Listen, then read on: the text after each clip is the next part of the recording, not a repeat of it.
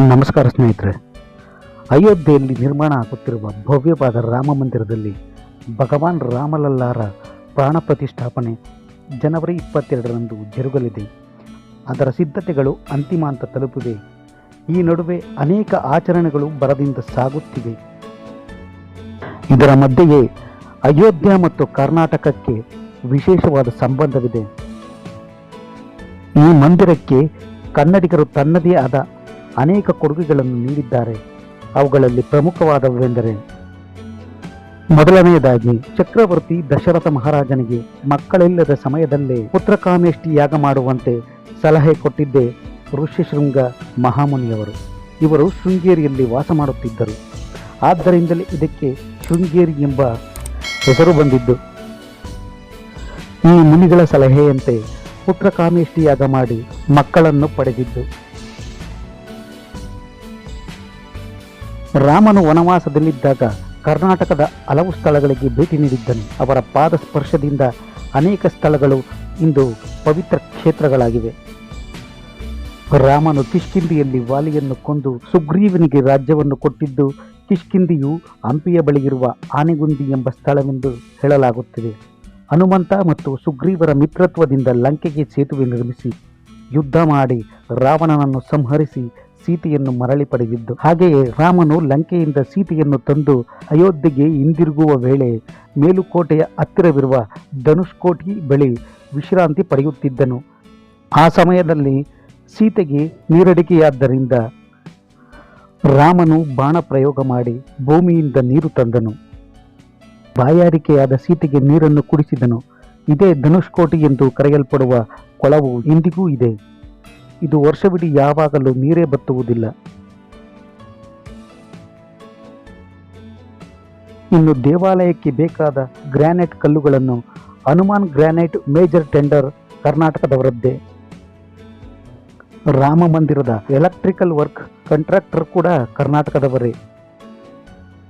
ಇನ್ನು ಅಯೋಧ್ಯೆ ಮಂದಿರದಲ್ಲಿ ರಾಮಲಲ್ಲ ಪ್ರತಿಷ್ಠಾಪನೆಯಿಂದ ಹಿಡಿದು 48 ದಿನಗಳ ಕಾಲದವರೆಗೂ ಮಂದಿರದಲ್ಲಿ ಮೊಳಗಲಿರುವ ಮಂಗಳವಾದ್ಯವು ನಮ್ಮ ರಾಮನಗರ ಜಿಲ್ಲೆಯ ವಿಜಯಕುಮಾರ್ ಮತ್ತು ತಂಡದವರಿಂದ ಅನ್ನೋದು ಮತ್ತೊಂದು ವಿಶೇಷ.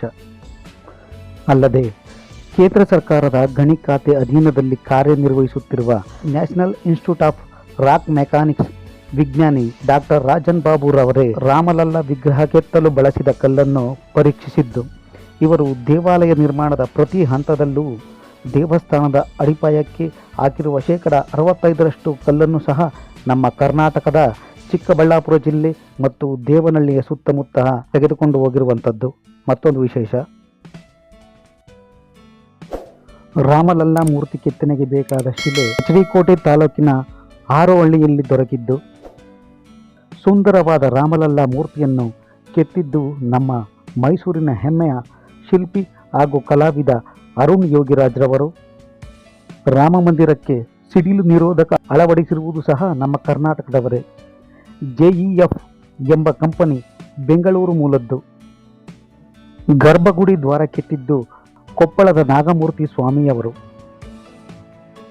ಇಷ್ಟೇ ಅಲ್ಲದೆ ರಾಮ ಜನ್ಮಭೂಮಿ ತೀರ್ಥಕ್ಷೇತ್ರ ಟ್ರಸ್ಟ್ನ ಸದಸ್ಯರಾದ ನಮ್ಮ ಪೇಜಾವರ ಶ್ರೀ ಮತ್ತು ಶೃಂಗೇರಿಯ ಶಾರದಾ ಪೀಠ ಶ್ರೀಗಳು. ಅಯೋಧ್ಯೆ ದೇಗುಲಕ್ಕೆ ಭದ್ರತೆಯನ್ನು ಒದಗಿಸುತ್ತಿರುವುದು ಸಹ ನಮ್ಮ ಕರ್ನಾಟಕದವರೇ. ಅಯೋಧ್ಯೆಯ ರೈಲ್ವೆ ನಿಲ್ದಾಣದ ವಿದ್ಯುತ್ ದೀಪ ಅಲಂಕಾರ ಮಾಡಿರುವುದು ಸಹ ಮೂಡಿಗೆರೆಯ ಮೂಲದ ಕರ್ನಾಟಕದವರು ಎಂದರೆ ಮತ್ತೊಂದು ವಿಶೇಷ.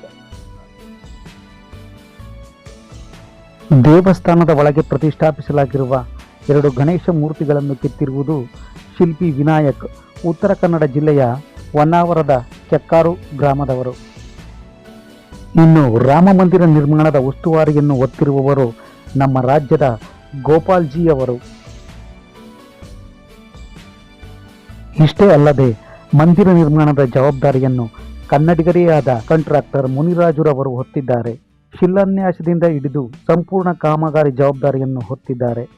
ಇನ್ನು ಪ್ರಾಣ ಪ್ರತಿಷ್ಠಾಪನೆಯ ಮುಹೂರ್ತ ನಿಗದಿ ಮಾಡಿದ್ದು ಬೆಳಗಾವಿಯ ಮೂಲದ ವಿಜಯೇಂದ್ರ ಶರ್ಮಾ ಎಂಬುವವರೇ. ಜನವರಿ 22ರಂದು ಮುಹೂರ್ತ ನಿಗದಿ ಮಾಡಿದ್ದು ಇವರು ಸಹ ಕರ್ನಾಟಕದವರು ಎನ್ನುವುದು ಮತ್ತೊಂದು ವಿಶೇಷ. ಇಷ್ಟೆಲ್ಲ ಅಂಶಗಳನ್ನು ಅವಲೋಕಿಸಿದ ಮೇಲೂ ಕರ್ನಾಟಕ ಮತ್ತು ಅಯೋಧ್ಯೆಗೆ ಒಂದು ವಿಶೇಷವಾದ ಸಂಬಂಧ ಇರುವುದನ್ನು ಗಮನಿಸಬಹುದಾಗಿದೆ. ಈ ವಿಡಿಯೋ ಇಷ್ಟ ಆದರೆ ಲೈಕ್ ಮಾಡಿ, ಶೇರ್ ಮಾಡಿ ಮತ್ತು ಕಾಮೆಂಟ್ ಮಾಡಿ, ಹಾಗೆ ಸಬ್ಸ್ಕ್ರೈಬ್ ಮಾಡಿ. ಧನ್ಯವಾದಗಳು.